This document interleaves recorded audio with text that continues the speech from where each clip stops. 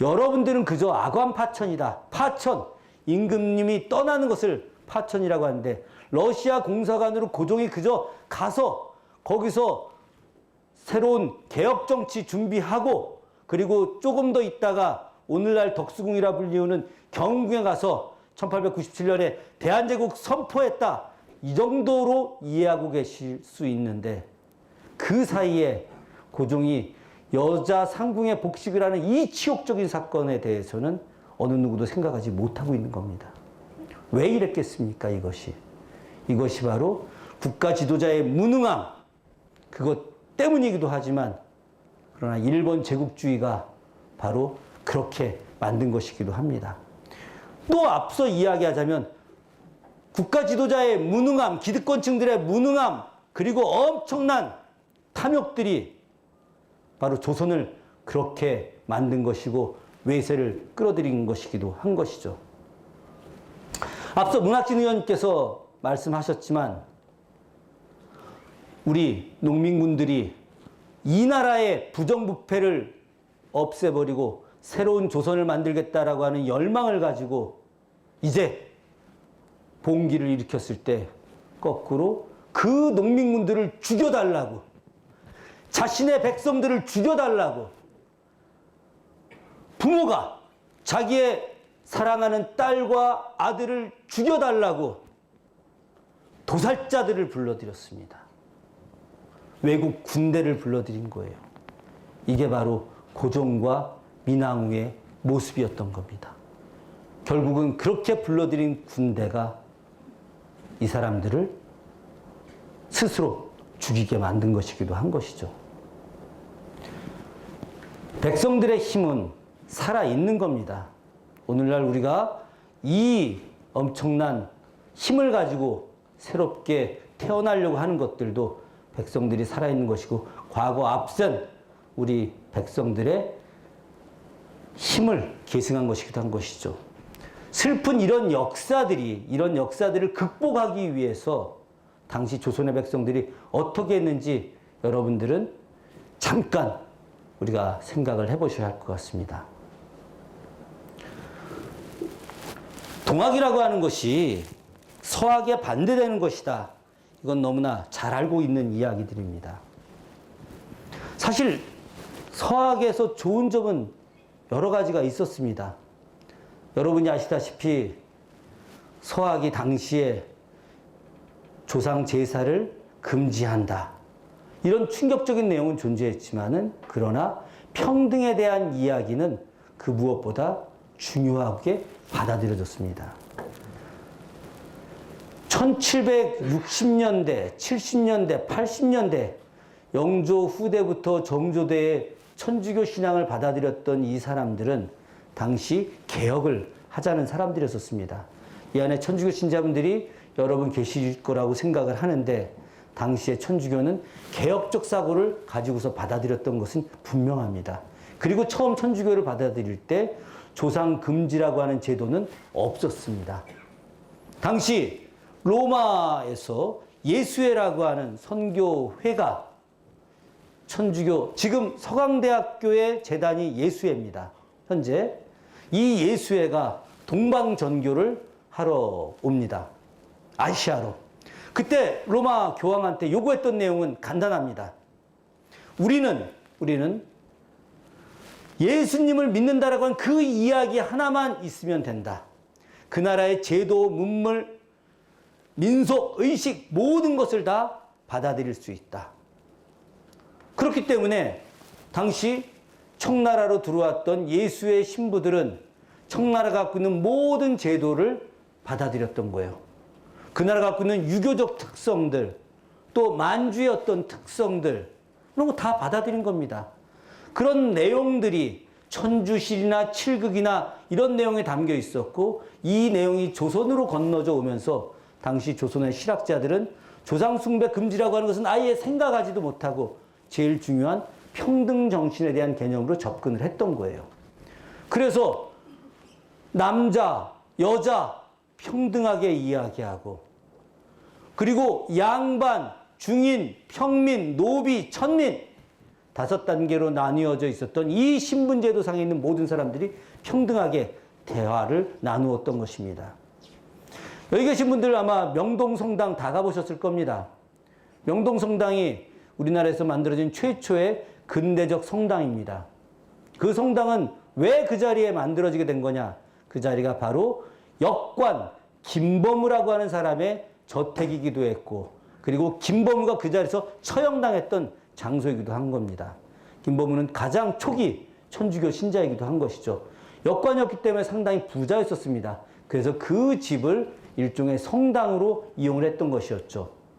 그래서 다산 정약용 선생의 매형이었던 이승훈이라고 하는 분이 가신부, 그냥 조선 내부에서 신부의 역할을 활동하면서 그 안에서 미사 집전을 하게 되는데, 그 미사에 참여했던 사람들은 노비, 청상과부, 그리고 할머니, 그냥 양반, 이런 모든 사람들이 참여를 하게 됐고, 남자와 여자가 같이 있어서는 도저히 안 되는 조선사회에서 이들이 같이 있게 됐고, 이들에 대해서 서로 존중하면서 이야기를 했던 것이었죠.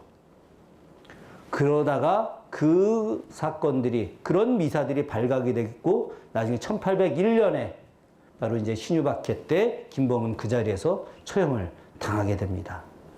자, 여기서 우리가 한 가지 짚고 넘어갈 것은 바로 천주교 신앙이 당시에서 평등을 강조했다라고 하는 것입니다. 이런 내용들이 바로 동학에서도 적극적으로 받아들여지게 됩니다. 다만 1790년에 중국의 청나라의 구베아 주교가 조선에서 제사는 금지된다라고 하는 이야기 이후에 조선 땅에서 조상 숭배가 금지가 되게 됐고, 그 중에서 일부 이제 조상 숭배를 금지하겠다라고 해서 부모님의 신주를 불태웠던 사람들을 제외하고는 상당수의 많은 사람들이 천주교 신앙을 버렸던 것도 역시 사실이었습니다.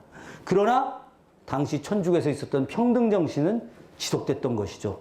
그런 것들이 당시 수은 최재우라고 하는 이런 새로운 인물이 그 신앙 여러 가지의 새로운 정세와 평등 정신을 받아들여서 만들었던 것이 동학인데, 당시 최재우 선생이 더 깊게 고민했던 것은 바로 새롭게 들어오는 외세들에 대한 문제였던 것입니다.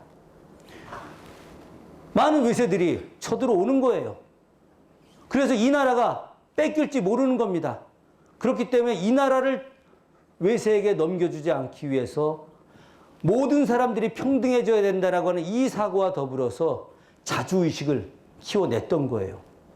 그런 자주의식이 곳곳에 박히게 됩니다. 최시영 선생이 잡혀서 서울로 끌려오게 됩니다. 서울로 끌려오는데 딱 한강을 넘으려고 하는 노량나루에서 딱 있는데 철종이 승하했어요. 그날 딱 노량나루에 도착을 했는데, 그래서 국왕이 승하했기 때문에 더 이상 서울 땅에서 사형을 집행할 수가 없어서 대구 감형으로 내려가서 대구 감형에서 사형을 집행을 하게 됐죠. 그 이후에 해월 최시영 선생이 이 수은 최재우 선생의 의견을 받아들여서 이제 전국적인 활동을 하게 됩니다. 그러면서 많이 동학신자들이 늘어나게 됩니다. 그런데 이들이 더 이상 이런 상태 갖고는 안 되겠다라고 해서 1893년에 우리 동학농민전쟁이 일어나기 1년 전에 교조 신원운동이라는 걸 하게 됩니다. 교조 신원운동, 그것은 바로 교조 수은 최재우 선생의 명예를 회복해달라고 하는 것입니다. 그래서 갔던 곳이 어디였느냐? 바로 여러분 충북 보은입니다. 지금 여러분 잘 아시는 속리산 그 일대, 그 보은에 당시로 쳐서 오지영이라고 하는 분이 동학사라고 하는 책을 썼는데, 그분 표현에 의하면 수백만이다 이렇게 이야기하고 있지만, 지금 역사학자들의 견해와 여러 자료 검토에 의하면 당시에 보은에 모였던 동학 신자들이 무려 6만 명입니다. 당시 조선 땅 전체 인구가 약 한 1700만 정도 됐습니다. 1700만 정도 되는 사람들이 그 안에 6만 명이 모여서 걸기를 하는 것이죠. 그래서 조선 정부가 너무 깜짝 놀라가지고 곳곳에 군대를 배치해서 이들이 혹시 봉기를 일으킬까봐 두려워합니다. 그 시간에 저 전라북도 고부 위쪽에 원평이라고 하는 곳에서 3만 명의 동학 신자들이 집회를 합니다. 만약에 저곳에서 보은해서 그대로 치고서 봉기를 한다면 우리도 역시 치고 봉기를 하겠다. 이렇게 이야기를 했던 것이죠.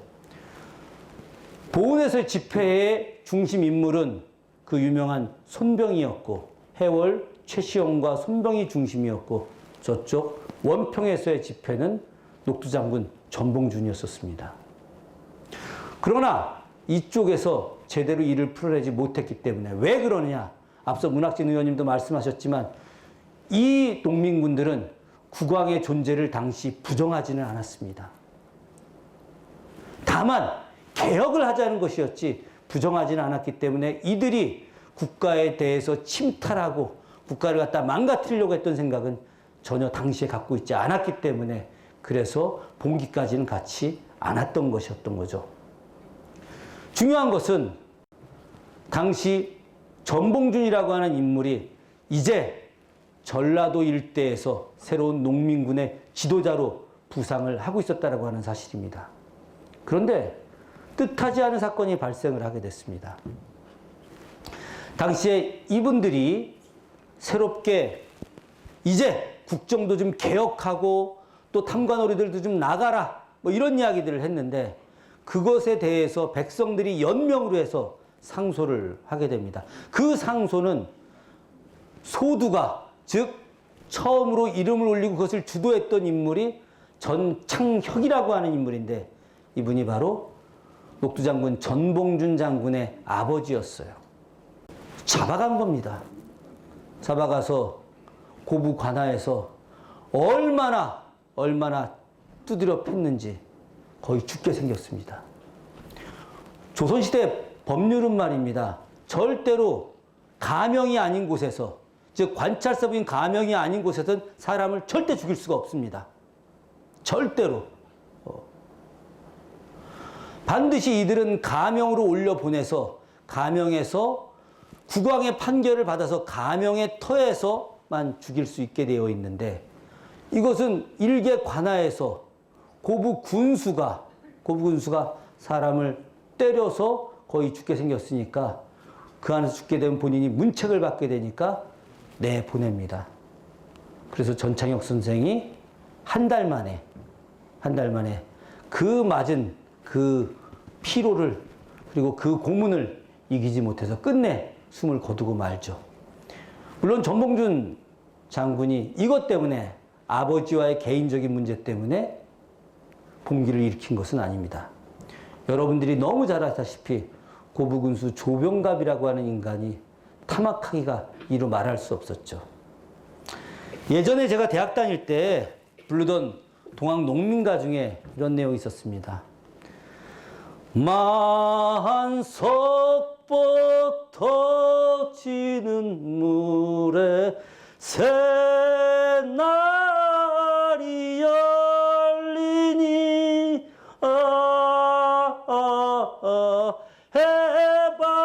해방이여 타오르는 해방이여.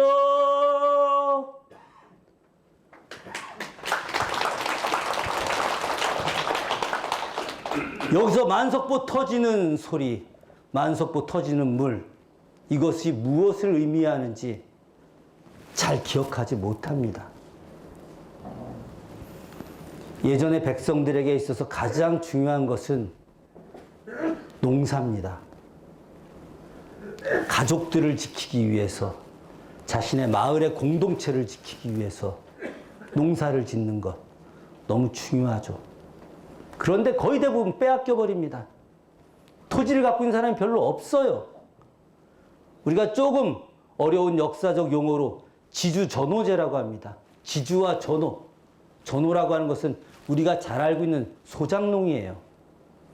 이 소작농들이 토지주한테 토지를 받아서 1년 내내 죽어라 이래봐야 10%의 수확량을 겨우 갖고 갈까 말까 합니다. 그런데 이 사람들이 내야 되는 게 많아요. 그 중에서 제일 대표적인 것이 물세입니다. 물세. 물을 이용하는 세금이에요. 그래서 당시 양반과 관료들이 합작을 해가지고 그 강을, 천을, 보를 막아가지고 거기서 물이 고여있는 걸 빼서 농사에 도움을 주게 한다고 하고 물세를 받아먹었습니다. 그런데 이 고부군수 조병갑이가 고부에 있는 땅 주인들과 더불어서 제2의 보를 만든 거예요. 그게 바로 이름 멋진 만석보입니다. 그러니까 이 만석보라고 하는 것은 백성들에게 만석을 이루게 해주는 기쁨의 저수지가 아니라 고통의 저수지였던 거예요. 기존에 내던 물세를 또 내게 만드는 엄청난 착취의 대상이었던 거죠. 조병갑이 하도 나쁜 짓을 해가지고 고부 군수가 물러나야 된다라고 하는 열기들이 있었는데, 그런데 고부 군수 조병갑의 임기가 만료돼서 떠날 때가 돼서 한번 참아줬던 겁니다, 당시에. 그런데 이 인간이, 고부가 원래 당시 토지가 많고 그리고 수확량이 많은 데여서 백성들 수탈하기가 좋으니까 조정에다가 전라감사에다가 두 번째 수령이 될 수 있게 청탁운동을 하러 다닌 거예요. 최근에 코레일 사장 최은혜 씨가 새누리당 대표였던 황우려 씨한테 청탁운동을 했다시피 그런 청탁운동을 하러 다녔던 겁니다. 물세를 더 내게 만들고 더 많은 세금을 걷어서 착취했던 이 인간이 또다시 연임을 한다고 하니 어떻겠습니까? 그래서 도저히 참을 수가 없어서 거기서 전봉준을 비롯했던 인물들이 사발통문을 돌리고 그래서 고부 관할을 때려 부신 것이죠. 부시고 거기서 이제는 더 이상은 안 된다. 이 수많은 잘못된 세상을 바로 잡아야 한다. 농민들을 모으기 시작한 겁니다. 이 농민들이 이제 더 이상 참을 수 없는 경지까지 이르는 거예요. 그 사이 정조 사후에 안동기 씨들이 권력을 잡았습니다. 권력을 잡고 60년에 세도 정치를 하게 됐죠. 그리고 대원군이 권력을 잡아서 이제 개혁을 하나 싶었습니다. 그러나 대원군도 역시 기득권이었던 거예요. 그래서 대원군이 경복궁을 새로 만들면서 당백전, 원납전 이런 거 만들면서 국가 경제를, 재정을 파탄 내버렸어요. 그 과정에서 대원군을 몰아내고 권력을 잡은 사람들이 누굽니까? 여흥민 씨였어요. 안동김 씨에서 대원군으로 여흥민 씨로 이들이 권력의 중심 인물들만 바뀌었을 뿐이지 기득권층들의 변화는 없었던 것이죠. 개혁이란 말은 감히 나오지도 못하고 백성들을 끊임없이 착취합니다. 개화파라고 이야기했던 사람들, 1884년 갑오전쟁을 이야기했던 이 사람들, 김옥균, 서광범, 박영효, 우리가 보면 멋진 인물들 같지만 김옥균, 안동김 씨의 적통이죠. 김병기의 아들로 권력의 핵심부로 들어와 있던 사람이고, 박영효, 반남박씨, 권력의 핵심들이죠. 철종의 부마입니다. 서광범, 서영보의 증손자, 영의정 서영보의 증손자. 이 서영보가 바로 다산을 끝내 포항 장기 유배지로 보내고 그리고 강진 유배지로 보내고 18년 동안 해배되지 못하게 만들었던 장본인이 바로 이 달성서 씨 서영보입니다. 그의 증손자가 바로 서광범이에요.